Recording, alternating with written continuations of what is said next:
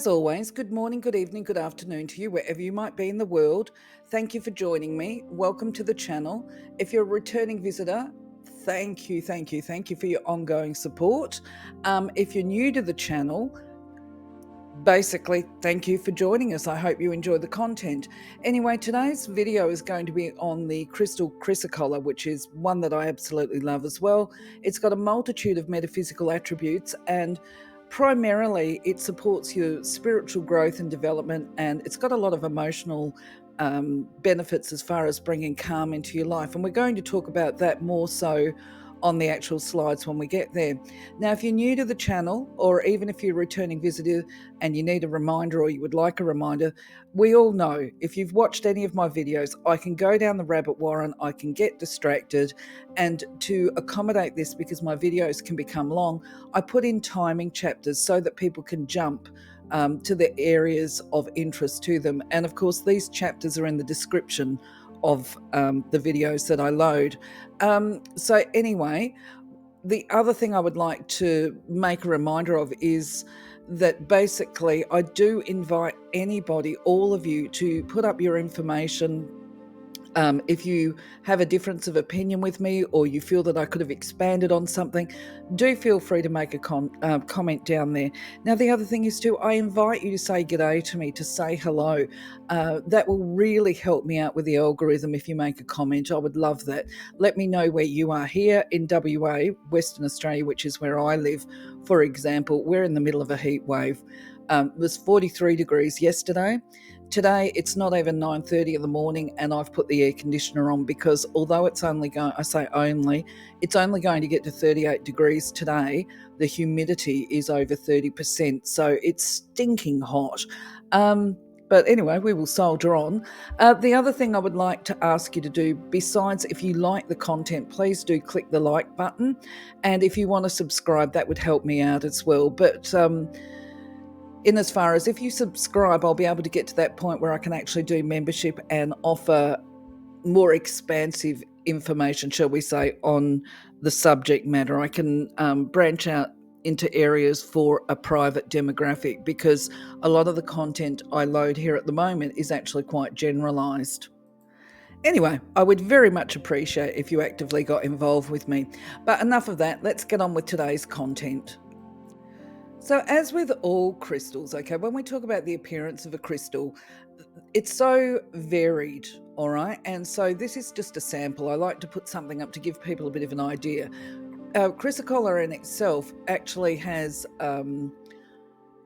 we'll be talking about the mineral content, but it's generally got shades of blue, hues of blue, a bit of green in it, sometimes some white. It looks wonderful when it's polished up, because it gets that real sheen on it. And in my research for this video, I learned that sometimes they actually will rub it with a leather cloth, and so that's a different process to what we call polishing. A lot of the polishing of the tumbled happens through a special machine. That's why they call them tumble stones. They get thrown in there and tumbled around, and they get shiny in that way. But when it comes to Chrysocolla, apparently they will use a leather strap every now and again. But in this image, just to be specific, you don't see a lot of green. And so for me, that would indicate that this particular crystal that we're looking at here has come from a source or a mine site which doesn't have a lot of copper in it. Because don't quote me on this, because I'm not a geologist. My understanding is that most of the green crystals come from an area. Excuse me, I need to cough. Sorry about that. Yeah, most of the green crystals, I understand, are actually, they get that green color because there's copper in the soil where they've been found. I could be wrong though, and I could be wrong about this particular crystal, and I could also be wrong about copper and green, but or all green crystals having copper in them. I don't know. I haven't explored it. I'm not a geo. So from a metaphysical overview, when we talk about Chrysocolla's properties, it is considered by some people to be a stone of empowerment, and by other people a stone of calm. And this is because of the associations that it's got with communication, obviously, and where there's relationship problems, it helps to navigate them these are the attributes. And it's recommended that people who are going through some highly stressful situations, that they actually wear Chrysocolla daily as they go through that process. Now, it's said to promote spiritual growth and development. It's linked with the energy of the divine feminine, and all women's issues, actually. It's another one of those, and being able to open to love and receptivity. It also has physical and emotional healing attributes, and we'll talk about those more specifically on the dedicated slides. So when it comes to the Zodiac and links with Chrysocolla, the bottom line is it's recommended, or I don't even know if I would say that it's recommended, but it's stated that people with the sun signs of Cancer, Taurus, Gemini and Virgo will benefit from it. Now, ideally, people of any sun sign are going to benefit from any crystal if they feel drawn towards it. So just because this is here doesn't mean that we're limited and restricted. But I do wonder if, when people say this, that it's more a case of an observation somebody that's been a retailer has made, that people of these sun signs actually tend to be drawn towards it, which is probably more likely. It's very emotionally soothing, and all of these star signs in particular that we're looking at here, or sun signs if that's what you want to call them, will definitely benefit from the attributes. But I must say and reiterate, we all can benefit from Chrysocolla and its attributes, certainly, if not always, at different times of our lives. So once again, just a reminder, when I talk about the mineral information specifically, I am not a geologist, I am not a gemologist. More naturally, this information you would be able to access online as well. As I said before, I like to include it because it actually informs the buying process, and you'll see why every house had some iron ore in it, and we used either way, massive Chrysocolla really that used to be used as bookends. Copper carbonate. I was surprised to learn it does have copper in it. It has that mineral hardness. As with this image here, we don't see a lot of the green in here, so it can't have much in it. I thought it would be a lot harder, but it's actually not. Generally speaking, now, this is a little bit as far as the three tones. You're going to see some images. The area that I was growing up in, you could see all three tones. It was considered to be the best. Greens and the blues. Brazil was our main competitor as far as quality of crystal goes, which is actually really interesting because a lot of all of these crystals are beautiful, and they're all very powerful in their own way. They are as far as the range, but I think what happened was softness, because it's actually considered to be quite a soft crystal. It is obviously gets melted down and smelted and that kind of stuff, and then put into other purposes. I guess they call that repurposing. Research. I think by the time more of the Australian iron ore came on the market, Brazil had probably crystal tends to be a little bit harder. And if you were to look at what we're selling on the market these days as compared to what we were selling, because back when I was growing up, when they talk about a crystal being waxy in about the 1970s, or having a waxy appearance anymore, that is because when you hold it up, it kind of looks a little bit like a candle, even if it's not transparent. The type of iron ore we had was probably more the colour. There's a temptation, I would say, for me, because I'm tactile. There is a temptation for me when I'm looking at a waxy rock, Australia, where I'm from, my fingernail down it, you would also sometimes get these really silvery type candles. Of course it doesn't, because it's a rock, okay? But you can see when you look at that image on the bottom texture, the little triangle type one, but it's brittle. That you've got this greyish, bluish type colour. It's quite, particularly these ones. I don't know if the word is fine, that we would call it fine. Rated as a hardness of 2.5 to 3.5, shall we say? They're more likely to break if they're dropped. But it's not super rough like the rainbow hematite. Okay, it's a whole different texture. When it comes to the colour, it's still a bit gravelly. But the other thing is too that because a lot of the time when it comes to our experience, it shows the red crust to the fullness of it. I call it the so I was not aware that Chrysocolla came in all these different colours. I guess if people were making jewellery, you would use that top image that you could actually get yellow Chrysocolla. But anyway, I've got some more photos I want to show you. But anyway, you can apparently. I haven't just as part of the discussion because I don't know, I just haven't even explored it. Anyway, so today I'm focusing on the blue-green type of Chrysocolla because that's the one where I've got my experiences, shall we say. So anyway, the other thing is that you see here where it's sourced, I grew up in an area where it was mined, it was as common as, so I think every house Chrysocolla is actually fairly common. We used to, massive pieces commonly really that used to be used as bookends. You can see here it's found in the Western USA, South America, Russia and Israel, 5 to 6, just to start with. I thought it would be a lot harder, but it's actually not. There's no. I'm going to put on here. There's no a little bit of information trivia about any health as risks. I said before, that doesn't mean to the say area that I was growing up in, but there is no information. It was so, considered to be the best. Anyway, going back Brazil to was scarcity, our main it's not competitor scarce. as It's far very as common. So that means that quality it of crystal quite, goes, which is actually really interesting because a lot of when you're buying crystals and incidentally rocks that doing come this out video, of Brazil, I learned that it's actually like sourced top of the range. in Western but I think Australia what happened as was well. because iron ore. So when we're talking about what does Chrysocolla look like, this is one of the reasons why I put in these slides, because this is about educating and informing your eye, especially if you're going to be buying online, which is where a lot of the items are sold these days. Now, this was part of my education for this video too, is I live in Western Australia and I didn't realise that we actually had it. Now, funny story is I actually was given some. I used to work... I've worked and lived in a lot of these areas, but the image that is second on the left, the one that is from Telfer, I actually got given a piece of that by a geo, and I used to have it on my desk at work.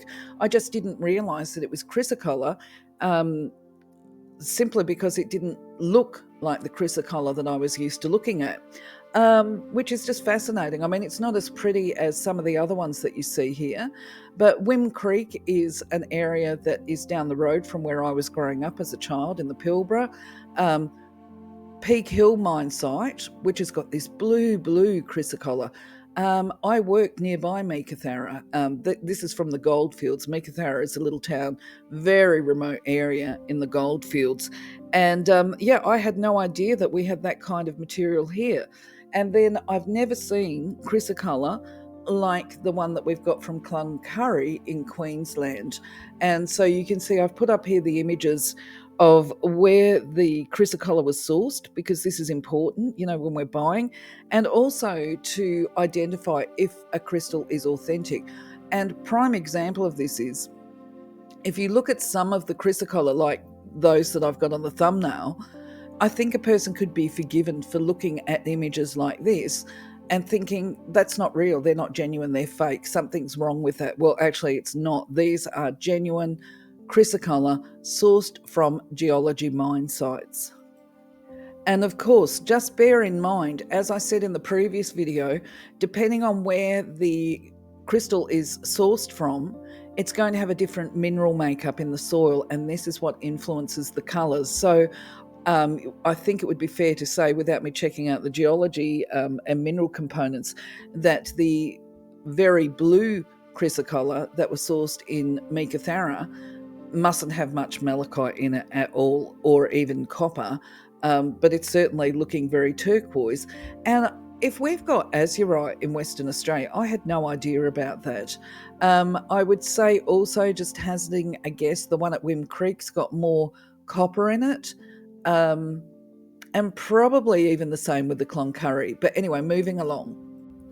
So the idea here with these images is once again to show you the differences between Chrysocolla and where it's sourced. This beautiful blue one in the centre, I was not aware, you may not have been aware either, that you can actually get Chrysocolla in this way. I find that a very unusual looking form, shall we say, and shape. And I've got a bit of a story about this, which I'll tell you in a moment. But Chrysocolla that I'm used to looking at is like the one that is in the tumbled stone here. That was what I was expecting to find when I started doing the research to put together this video for you.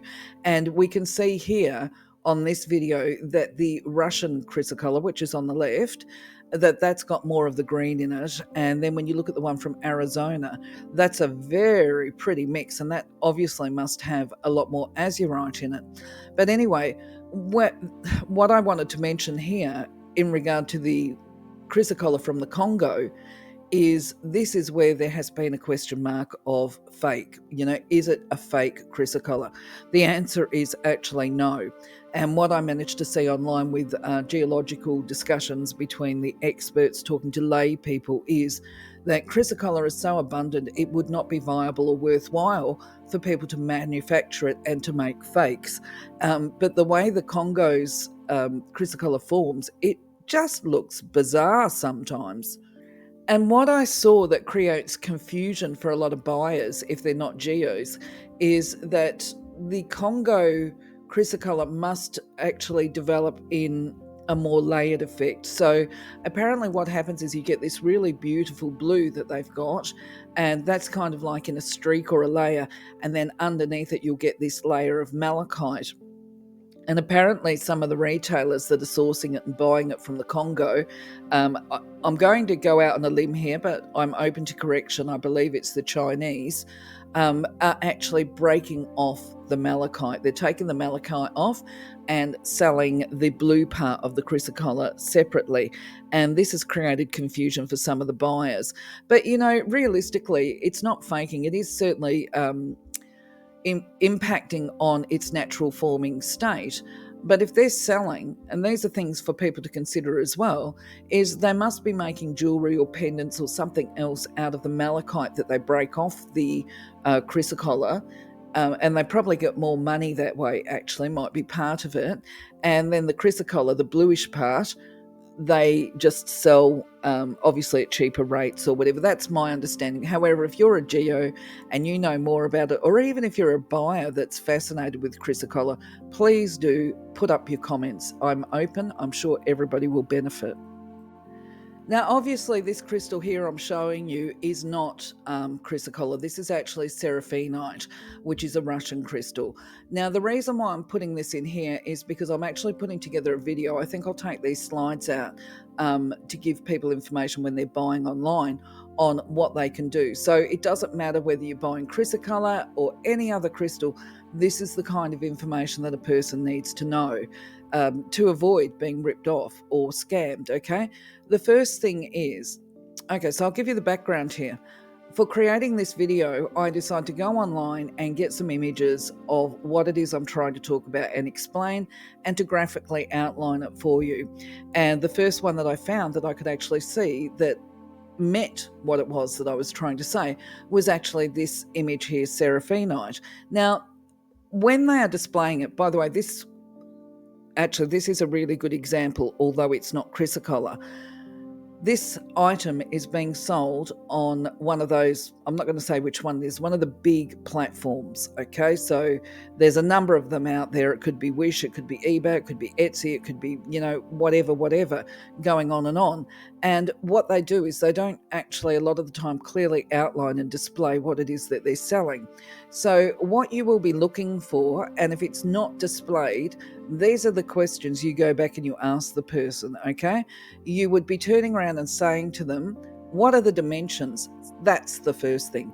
How tall is it? How wide is it? And how thick is it? Okay, so that's what these images are. Now, a good retailer is going to have multiple images of the crystal. And this retailer actually did have multiple issues of images, but where I consider that they're doing a bit of a trick thing, because they actually, they're not being dishonest, because for people that know and understand, such as myself, we will go and look in the description and look for the dimensions if it's not actually up.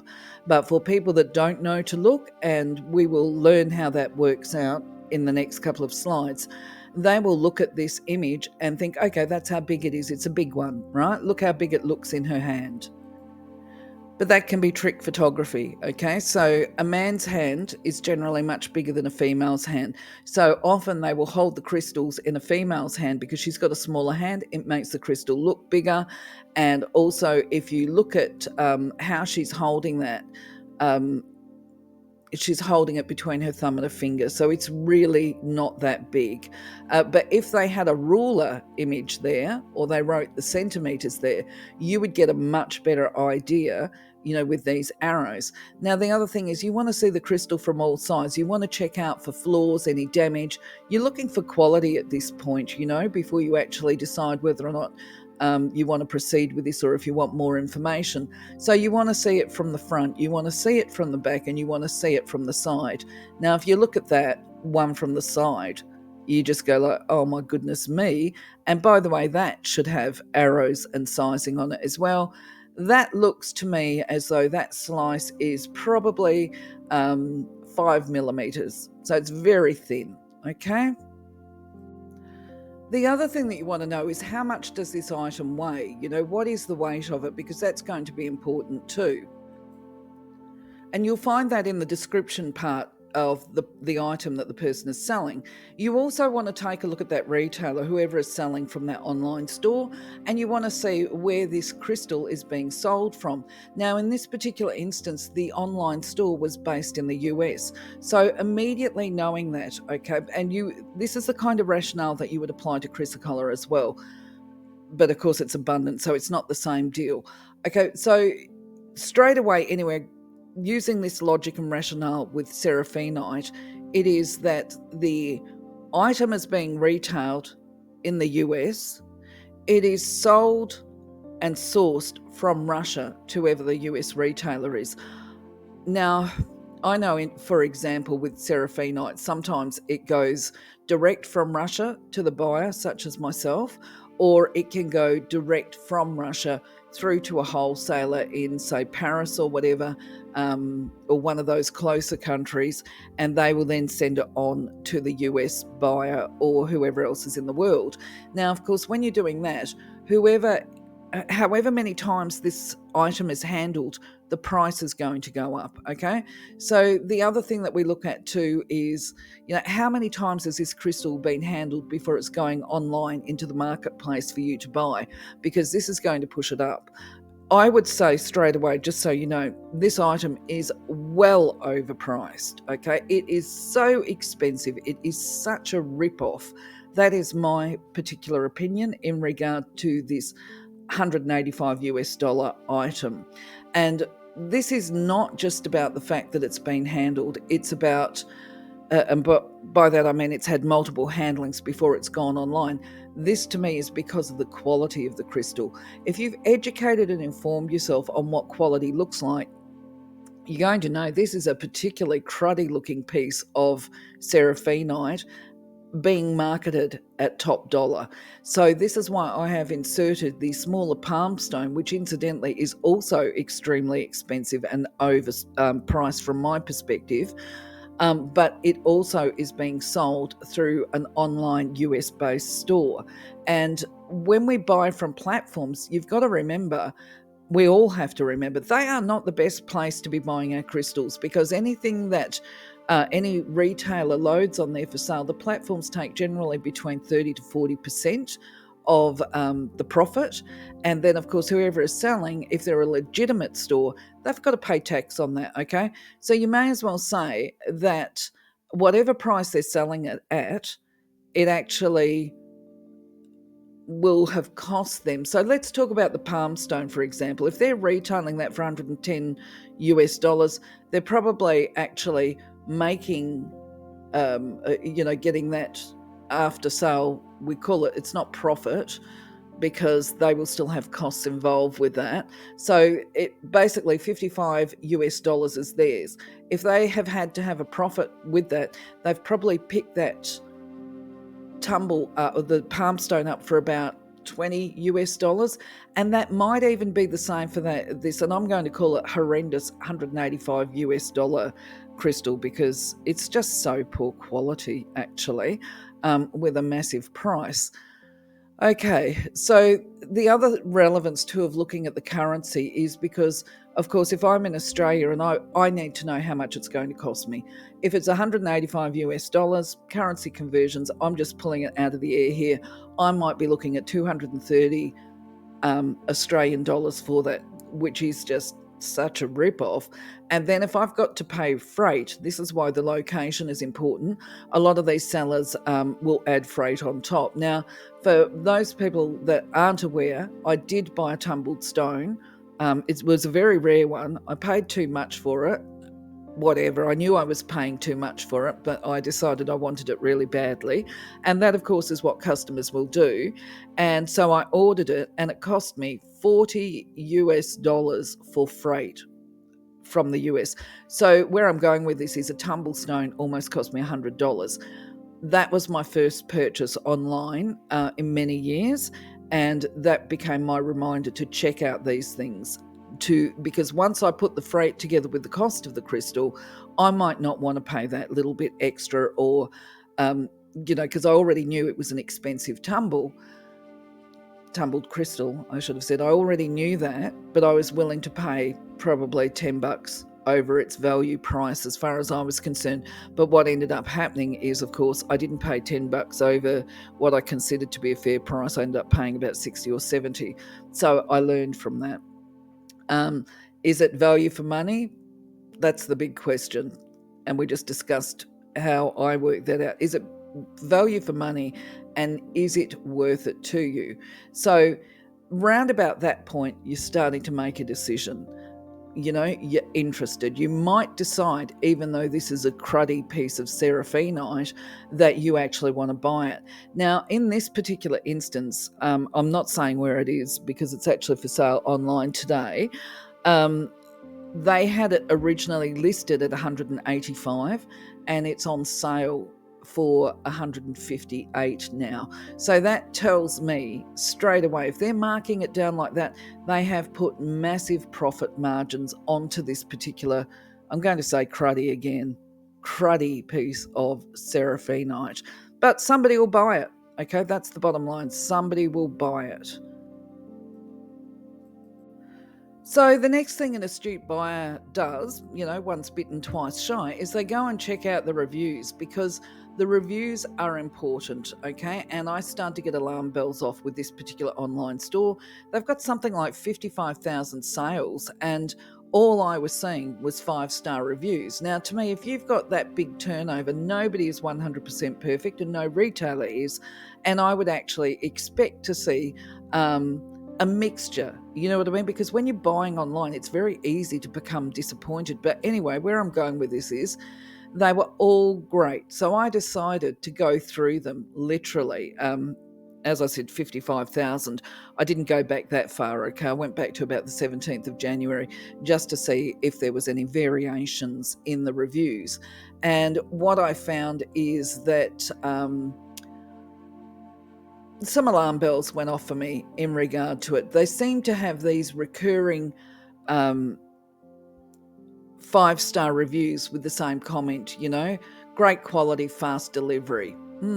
So straight away you start thinking, well, we all know, don't we, that people can be paid to leave reviews or enticed to leave positive reviews, I think would be the other description.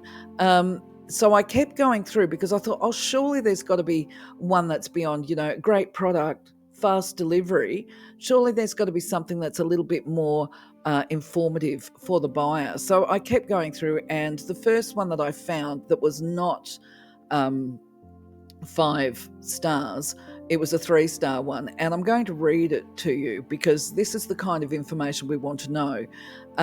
What this person says: my item was damaged and appeared to have been dropped. They were complaining that this damage should have been picked up during the packing process, and that they had failed as a shop to let her know about the damage, and they didn't perceive this to be good customer service. So actually, I'm summarising it. They said they believe they need to know of the damage before they buy so that they can determine if they want to pay the price they did for the item, which of course is, are you paying for the quality, right? Now, what this person also said was that it was not the size that they expected, because they, obviously don't buy online very often, but it was a learning curve for them. This particular buyer actually turned around and said that for them it was about knowing the flaws, was about determining whether or not they were willing to pay the price, and they found that the price of the item was to be overly expensive for what they received.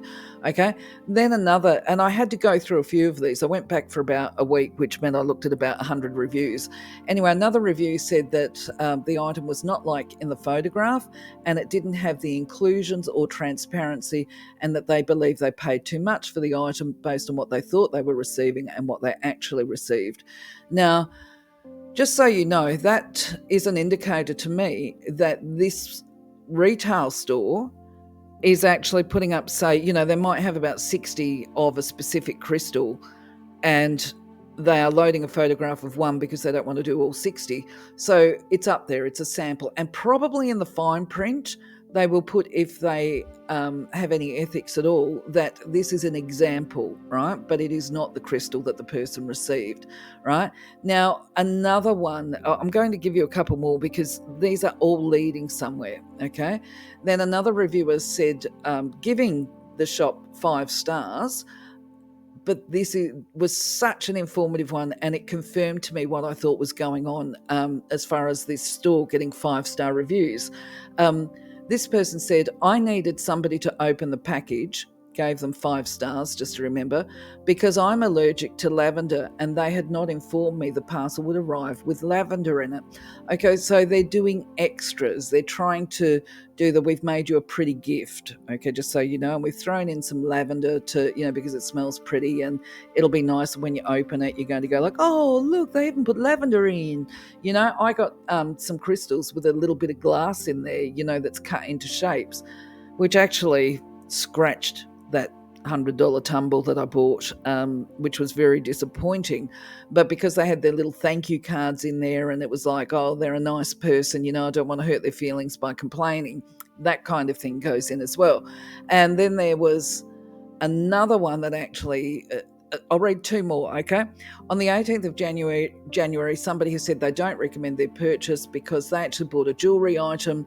They loved the idea of it, but it arrived and it was very scratched up, so it was damaged. They weren't happy with it, so they don't recommend the purchase or the store. Then another person has said that the stone they bought was advertised and appeared to be blue in the photograph, but when they bought it, it didn't look anything like the picture and it was purple, so they were unhappy about that. Now, I did similar when I bought lavender rose quartz. It wasn't lavender at all, it was pink, but it looked a little bit purple on the photograph. So these are the things we have to be aware of when we're buying online. So I don't know if you've worked it out now. I've actually worked out how these people are getting their 5-star reviews, and it's through emotional manipulation of the customers. Now, there is another way that reviews can be changed. So these people, if I could be bothered, I would go back and check out these reviews maybe in a week or two's time, but I can't be bothered. It's too time consuming. But we can edit them. And I know this in as far as I put up a negative review, not to do with crystals, but on a dog bed. Okay, I bought the dog bed. It looked great online. It looked wonderful in the photographs. When it arrived, it was extremely disappointing. It wasn't super expensive, but I thought, I can't put my dog on that. He'll hurt his back. So I left feedback up saying that I was disappointed. It wasn't as I imagined it. It looked great in the photo, but the reality is it had a very thin base to it. Now, what happened was the supplier sent me this panicked, gutted message of, please, what can we do to change your feedback? We're sorry that you're disappointed, and can we give you another bed, a replacement? I thought, well, no, you can't. I don't want to have one. So I initially declined it, shall we say. And then they showed me some photographs. Please select one. Now, this is bribery, by the way, and I bought it. I'll put my hand up, no shame. I wanted my dog to have a good bed. So I said, well, if you would like to, but there is no need to. Thank you very much. So they sent him a wonderful dog bed. So, of course, I went in and I edited my review to be kinder. And I put on there, I wasn't dishonest in the feedback that I left. I just said I was initially disappointed, and I put information in there that future buyers can look at and determine, do they want to buy this, right? So it was like, yes, but be aware. It was a lovely product, and in fact, actually, it turns out to be his favourite bed. But whatever, be aware that it's got a very thin base. You may want to put some padding underneath it, that kind of thing. And I gave a positive review about customer support and things like that, because actually that was really good. Now, just remember too, when it comes to negative feedback, potentially a reason why we don't see a lot of it is because people are uncomfortable to leave something that is negative and critical, or they just can't be bothered, okay? So be wary of reviews. So now let's take a look at the metaphysical attributes of Chrysocolla.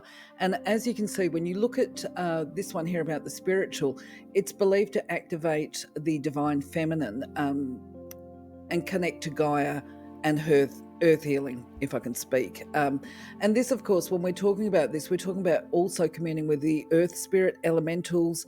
We're talking about things like the sacred breath, prana. Now, the other thing too, I can understand that some people, especially in this current world that we live in, where there's this whole gender, masculine, feminine type stuff, when we go back to the traditional energy discussions and yin yang this kind of thing. We're talking about sacred masculine and sacred feminine, the polarities that lie within each one of us, regardless of our gender, whether we're a male or female born biologically. We're all going to have elements and aspects of the sacred masculine and the sacred feminine.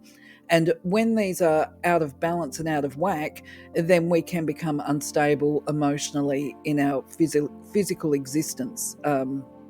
So anyway, what else have we got here? Basically, that you can use Chrysocolla to keep your aura bright and clear. It is not just about balancing the feminine and masculine. It's about bringing this inner sense of peace and balance to people. Now, it's also recommended for men who are seeking to develop what is referred to as the feminine aspects. Now, if I was to talk about chakras, when we're talking about masculine, I've got to be a little bit tactical, I guess, about how I say this.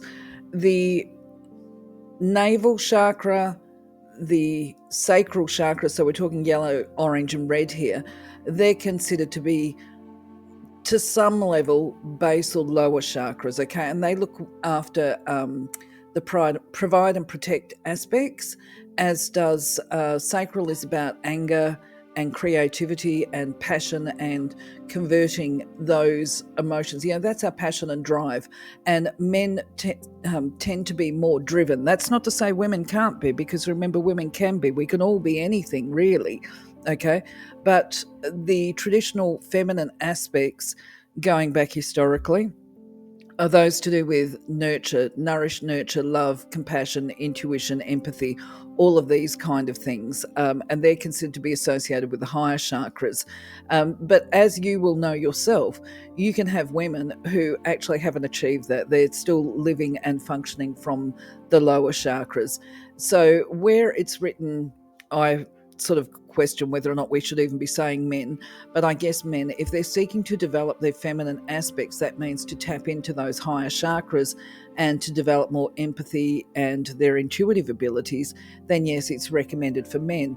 It's said to enhance your insight, your personal awareness, and to lend itself to environmental consciousness. You know, when we talk about healing the earth, it doesn't have to be complex. You know, obviously, when we're talking about minerals, we're talking about mining, we're talking about depleting Mother Nature's resources.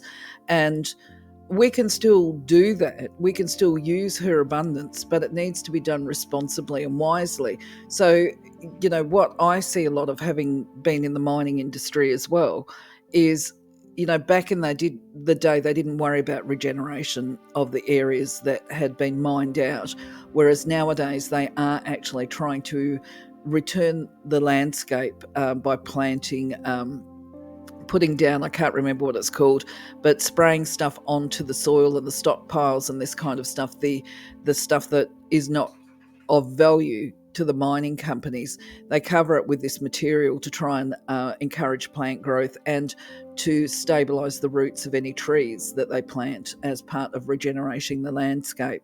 Now, other things are that you could use Chrysocolla for, when we talk about transition and transformation, we're talking about basically transforming energy from negative to positive. So if you've got any pockets in your aura that are full of negative emotions and that kind of stuff, it can transform that.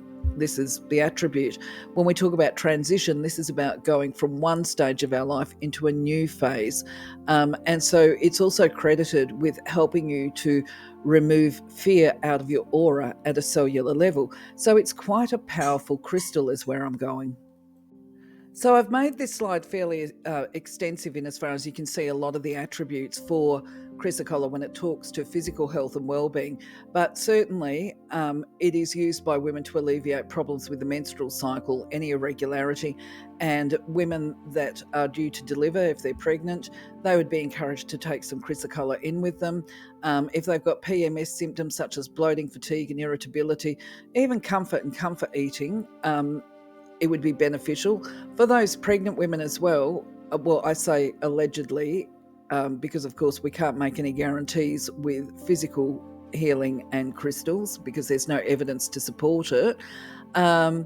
It's supposed to be a hormone balancer, and the other thing is it's supposed to reduce morning sickness, which would be interesting. It's not something I ever experienced, but such is life. Supposed to help relieve muscle cramps and spasms. And so those women that suffer from period pain, they might benefit from using it. It might help to reduce the symptoms. Now, what I find interesting too is it is said to work very well with any imbalances in the metabolism and to treat disorders of the pancreas and lung. And if people have got asthma and emphysema, then they would be recommended to wear it. Also, if they've got any blood disorders. Now, I just want to make this point. I've got to do it every single time, which is you do not disengage from your medical treatment professionals. You will follow their guidance and advice, but you could use your crystals as part of your treatment plan. Wear them if it's recommended, because I find it, even I struggle actually when it comes to saying things like it's supposed to be beneficial for leukemia, which, that's one of the attributes. I don't know how I feel about that. It's said to promote insulin regulation for diabetics as well, and to assist in skin conditions, wound recovery, because apparently it's supposed to benefit or promote regeneration of cells and any tissues that have become damaged. There you go. And the other thing that, so I would say, look, we're going to talk about the emotional stuff in a moment, but realistically, if somebody has got emotional distress and all the rest of it, it's going to impact on your physical system. We know that there's evidence to that. So, for instance, if you have enduring stress and anxiety, the reality is, I believe there's evidence to support this. It's going to impact on your adrenals and potentially your liver function and things like that. So there are some people that say that Chrysocolla is actually good for preventing stress-related diseases and digestive problems, and to remediate symptoms of arthritis and rheumatism. Did I say that already? I can't remember. Anyway, moving on to the emotional benefits. From an emotional perspective, it's supposed to be a stone of calm, shall we say. It calms the emotions and brings in feelings and sensations of inner peace and serenity. It's believed to soothe nervous tension, which of course makes it very beneficial for people with anxiety or stress disorders. Even if they've got depression, it's considered to be an emotional balancer and soother, particularly if a person is going through a grief and mourning period and where there's been loss and they're distressed. It's said to restore hope and to provide emotional strength during these stressful times and lend itself toward emotional resilience, if I can speak properly. It's said also to be able to calm the mind of mind chatter when a person is trying to meditate. The other thing that, other qualities, shall we say, is it's good for emotional wounds, apparently, and to heal the pain associated with those wounds and to turn that pain into love and forgiveness.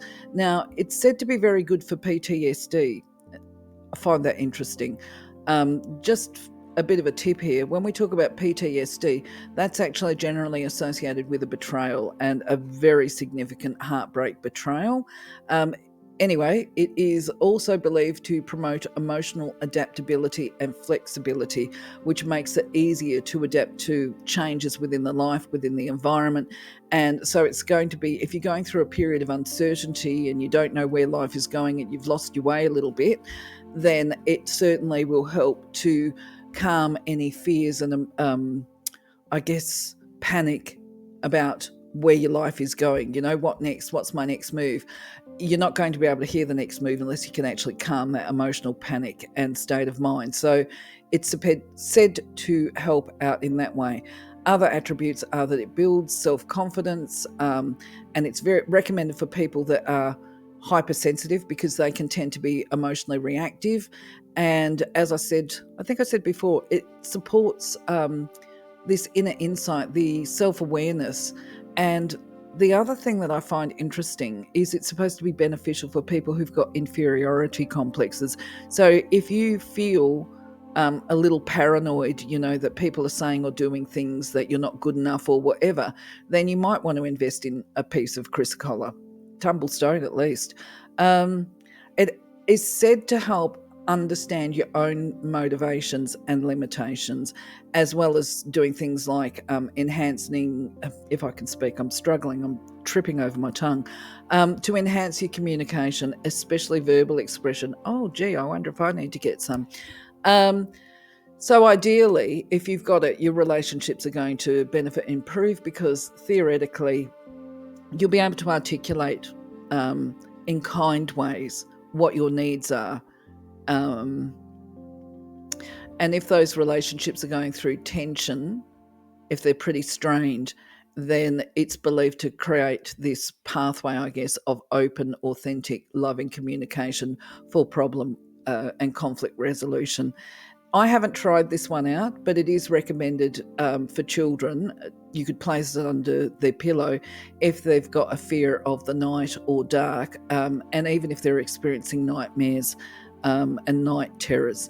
Now, I would say, this is just my opinion, it might help adults to overcome fear, but it will probably have that capacity increased if you were to, say, carry Chrysocolla with perhaps carnelian as a good one for the sacral chakra, because a lot of that fear is centered in the sacral chakra and it translates over into the heart chakra or the throat chakra even. So when you look at this image, you start to understand why Chrysocolla resonates with the attributes that we talk about. And this is because of the three crystals within Chrysocolla, or the malachite, the azurite, and that kind of thing. Malachite is very heart-centered. So this is about the empathy and the feelings and the emotions and expression of love. Azurite, of course, is associated with the brow and the throat. So you've got emotional and spiritual connection there, shall we say. And when you talk about turquoise, this is a very soft and gentle colour and crystal, which is associated with this nurturing, loving expression. I recall many years ago, this is just a note that I put to myself. It was a thought that I had when I was doing this slide and looking at azurite being associated with the brow chakra. When we talk about the brow chakra, we're talking not just about psychic gifts, we're talking about the ability to see and understand. And that's not always with clairvoyance or whatever. Sometimes it's that inner knowing, which is called claircognizance. And I remember years ago, probably about year 2000, first hearing of this as being a lifting of the veil, where once the veil is lifted, you see through stuff. You see through the BS that people will tell you. And I recall saying years ago that I looked forward to the day when the veil was lifted for all of us, because when we can all see clearly and see past the BS, or when people are big noting themselves or talking themselves up, then nobody's going to waste their time lying, because there's no point. You already know that if you were going to lie, exaggerate, or dramatize, shall we say, that the person that you're interacting with is going to see through it, you know? So when the veil is lifted, it brings back honesty, authenticity, and integrity. So that's what we can expect when we use azurite, you know, as a summary. I must do a video on azurite soon. It's another of my beloved crystals. So once again, I've used an example or an image that shows the different types of colouring that you get with Chrysocolla. Look, to be honest, I'm not sure when I look at these particular pendulums whether or not that is genuine. I'd have to say, based on the information that I've managed to gather, that nobody's going to try and fake it. So if it was plastic or something, if you saw it and you handled it, you'd know it was plastic. It could be. It might be coloured glass. I don't think so. Anyway, so suitable uses obviously does include the pendulum. You can use it for jewellery. You could certainly have it in the environment as an ornament. I don't think that you would get a lot of carvings out of Chrysocolla because it would probably break. You can definitely use the tumbles in your crystal gridding, and you can definitely work with Chrysocolla as a meditation tool. You can buy it in the spheres. I think you can get it in towers as well. I'm not sure, but you can hold it. Chrysocolla is one of those crystals that I actually prefer it in the rough, but that's because I like the rough crystals. As far as elixirs go, it's not safe if your intention is to drop it into a glass of water and to make the elixir that way, because the copper will leach, right? But there are other ways to make a water elixir that doesn't involve immersing, if I can speak, the full water immersion of the crystal. You can actually put your water into a glass bowl, the one that you're trying to make an elixir with, and then you put a glass into the actual bowl in the water. You don't submerge it, it's got to stay at the top, and then you could actually put your Chrysocolla tumble into the glass, and you just make sure that water, well, basically that the tumble stone stays dry. But if you're not sure about it, ask a question and I'll answer it. So there's a number of different ways I can interpret Chrysocolla if somebody put their hand in my lucky dip and brought that one out. And, you know, I'm actually now starting to wonder if I should pull this slide out of the videos that I do, because everything is contextual. So if I was to do a general one, I think I would say with Chrysocolla, you might be being reminded to spend some time outdoors in nature, to commune with nature, because it's a great space and place, not just to reconnect with nature, but also to restore inner calm, especially in turbulent times. I do believe it's also probably going to provide a message there I would say self-care. Put the focus on self-care, spend some time outdoors, reflect on what feels right to you, what doesn't, because this is about developing an awareness as well and knowing your limitations. And so it's in that process, when you get the understanding, part of finding peace is understanding how and why things have happened to you. And sometimes the process is one where we don't find out why until later on. So I think it would be just a reminder, focus on the positive, self-care, look after yourself. Your guides are encouraging you now to take that space and to connect with your higher self. But of course, this is a very generalized message. So just a reminder, on the Crystal Magic playlist, I actually have a video dedicated to clearing and cleansing your crystals. So I might recommend that you have a look at that. I've got a bit of an issue with my dog chewing up things right now. I think he's trying to tear up his bed. So I'm going to rush and push on with this. So the first thing to be aware of is it's probably not a good idea to do a water immersion, or if you do, to tip the water away. And remember, there is cleaning your crystal and there is cleansing your crystal. Cleaning is more about washing the dust off. Cleansing is about purifying it and returning it to the energetic state. So when we talk about cleaning it, yes, you can dust it. It depends on whether it's, because you've seen obviously so many different structures of Chrysocolla. Some will cope with the dust or touching, some will cope better with water immersion than others. You would need to take a look at your crystal and determine which is the best course of action. When we're talking about energizing and recharging, I would say no to putting it in sunlight because it'll probably fade. I would say be very careful, don't drop it. If you've got bracelets, be careful when you're actually working, take them off if you're going to do some physical work, because if it bangs, there's a chance it might break and shatter.